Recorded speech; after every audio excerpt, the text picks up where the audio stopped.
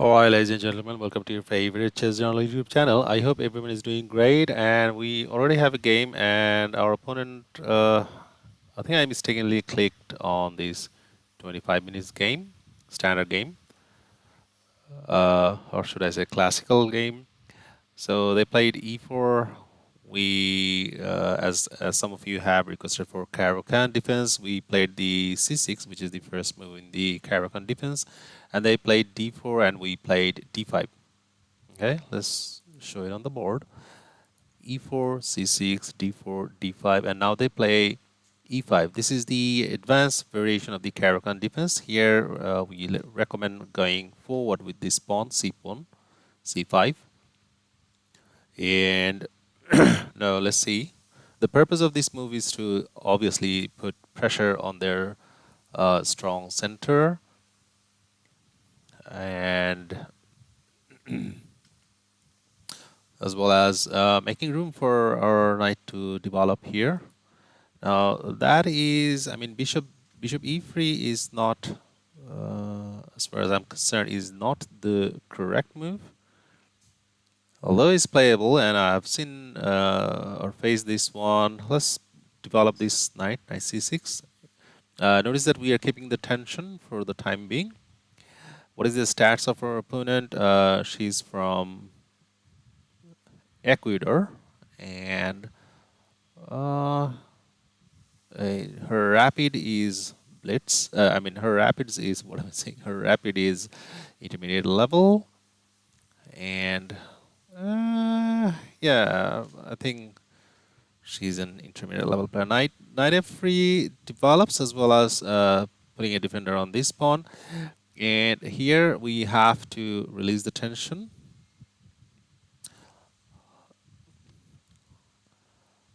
Now she will have to decide which way to take with the knight or with the bishop. If they take with the capture with the knight, then this pawn is on pre. So they have to capture with the bishop. Yeah, that's what they have done. And now let's go for pinning the knight.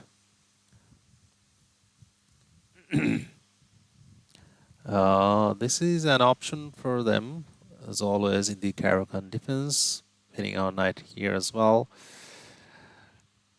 And if you are a Caro-Kann defense player, you must keep this in mind that this pawn push is very cumbersome. So to avoid that one, after placing your bishop here, you need to play e6. Now they have gone for it, as we have talked about, and putting a lot of pressure on our knight. Okay, as well as had they played some other move, maybe this capturing this bishop could have been, we could have considered that one. Okay, now here let's deliver a check. Now they have to play knight c3 to defend this bishop so that we cannot capture.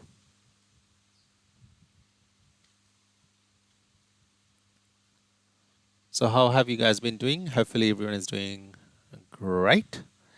Thank you for all the views and subscriptions. Let's go for e6. No, we do not want, as long as our bishop is alive, that wasn't possible, but this bishop is gonna die very soon. I mean, we're gonna give it up for the knight if it requires so.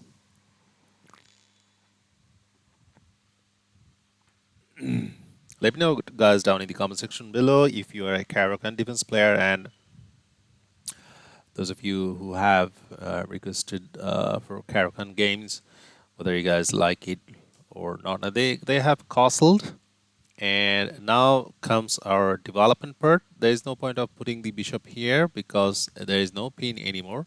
So we first got to develop our knight, this knight, to e7 square. This knight has got a couple of squares to go to, this one as well as this one.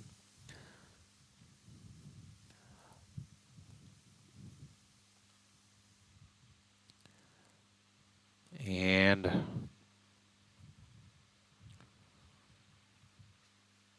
They could try. I mean, they can play. Yeah, that's one they play h3. And here, like I said, we are simply gonna give up this bishop. I mean, you could consider holding the bishop, but let's keep it simple. Give the light square bishop, and capturing with the queen was their best move. Now is the time to ask a question to their light square bishop. What are you doing there? If bishops capture this knight, we will be recapturing with the other knight. Okay, so they have gone back, and that allows us to play b5 and gain a tempo on the bishop. And now this, we won a piece. So best move, if we go back, uh, when we played a6, the best move for them was to capture. Okay, anyway, now we end up being material up, and we are definitely doing better. Okay, this is a beginnerish move. I mean, I have faced this move, Queen G4, when I started first playing the Caro-Kann defense. They play this hoping that one day our Daskar bishop needs to be developed and they will have this pawn.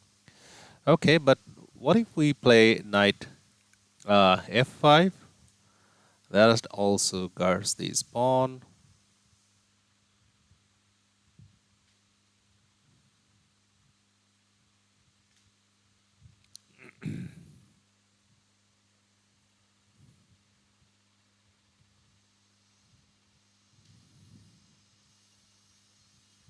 Okay, hang on a second. Do they have this tactic anywhere? Takes. Okay, we have this one. Now, doing back and forth with their queen. And okay, now there is a cool tactic. I mean, take a look at this knight. This knight can jump here, give a check, and deliver a check and forking and winning this queen. But what is stopping us to go there? This knight, right? So if we get rid of the defender of that square, then we can go there and give a check, right? And they have to capture a queen, or yeah, to avoid losing further material, or they could consider capturing this knight. Um, so if they capture this knight, we capture, then they capture. Or we could also even consider capturing their light square bishop. Yeah, that's what they go for. Okay, so let's capture their light square bishop. So this is another funny game. Probably they could even consider capturing the pawn. I think now they have to capture our queen. So, okay, okay. So they have gone for this one.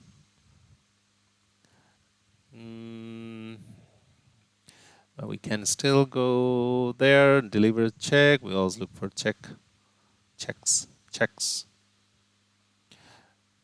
And our rook belongs to open file. Grab the open file.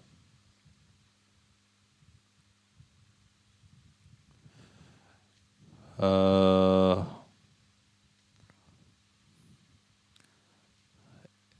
this square is now guarded, so none of the rooks can come here.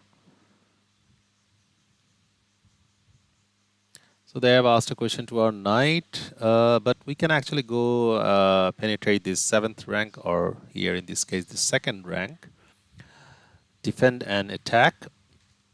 Now it's time to develop our last piece. Where does he go? Let's go here. That comes with an attack.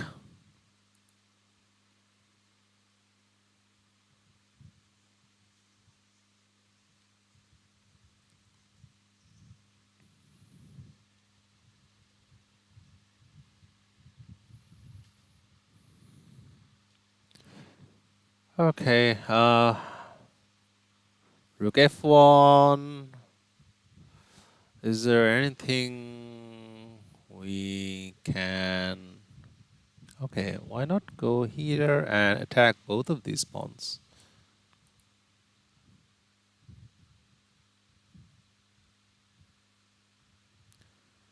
Yeah, this is a straight shot winning game for us from this point in time.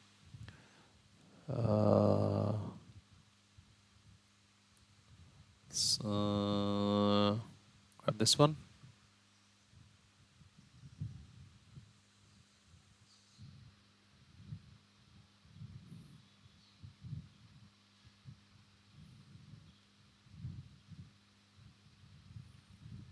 So we are 6 points up, right? 1, 2 versus 2 extra. Okay. Pinning the knight to the rook, and we can actually come back here, tag the rook. Now this pawn is gonna fall, or maybe we won't grab that one. We are gonna double up here. Let's go for it.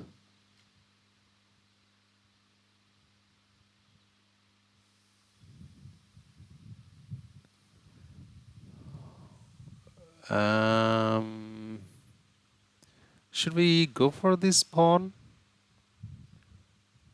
Actually, you know what? We are doing better, right? And this bishop is defended. So let's exchange. What we do, we go for uh, simplifying. That's the correct word. Here they have to capture the rook, or maybe they can come here. And what is that? That doesn't stop us capturing the rook, right? So yeah, go for it. And let's go back. I could have considered capturing this pawn. Anyway, it's done already. We're doing better. Maybe I was being a bit relaxed. That's one of my problems. One of my problems. Not many, but one. Um, the king is short on squares, right? Okay, is there any checkmate trick anywhere? Say, for example, this is not a checkmate. They have this square. But let's try this one. So they have to create squares for their king, right?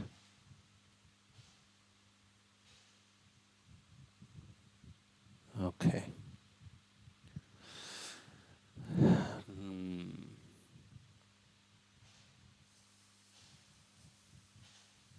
I'm sorry, guys. I'm just thinking how to checkmate her. What is there any way? King has this square, and this check doesn't work now because, okay, here, check doesn't work now. But if we come here with our rook, yeah, we can try that one. Can try that one.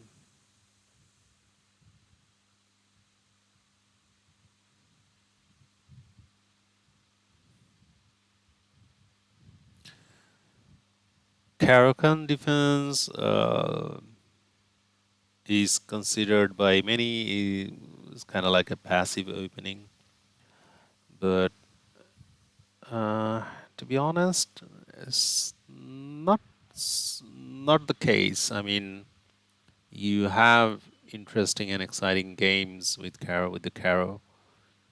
Now, what square the king go here? And I see mate already.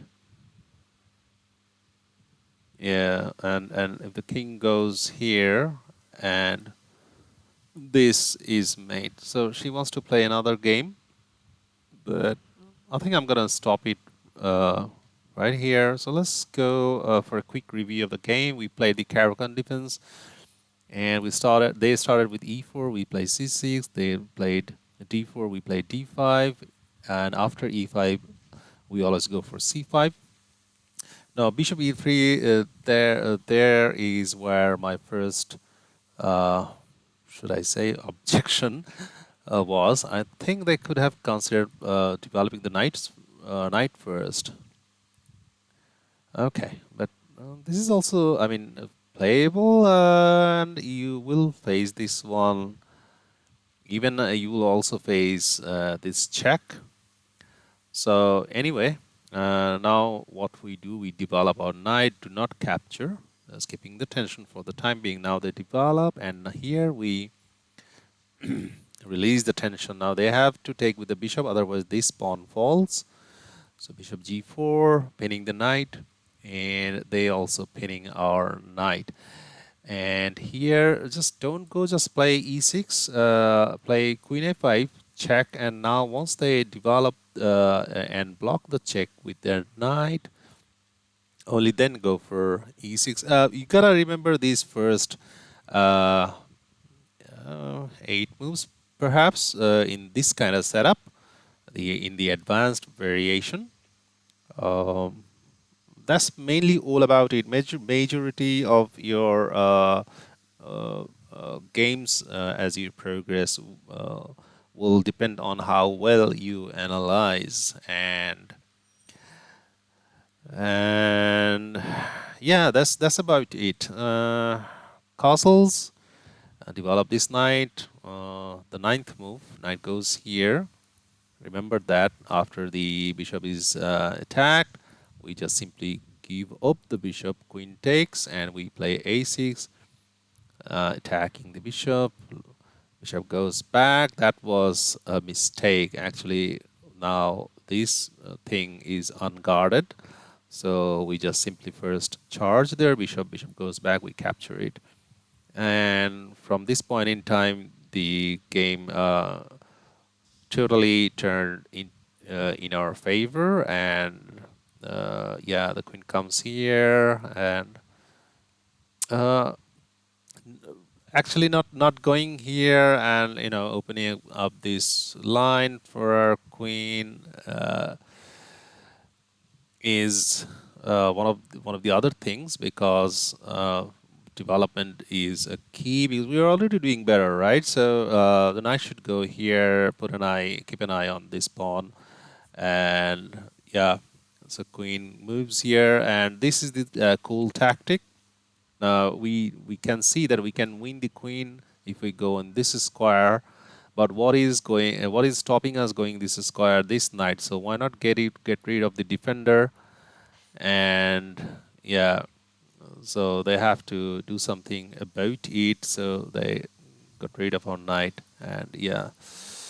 So that's all about it. Thank you for tuning in, and if you're new to this channel, please consider subscribing. And till the next time, take care of yourself. Bye bye.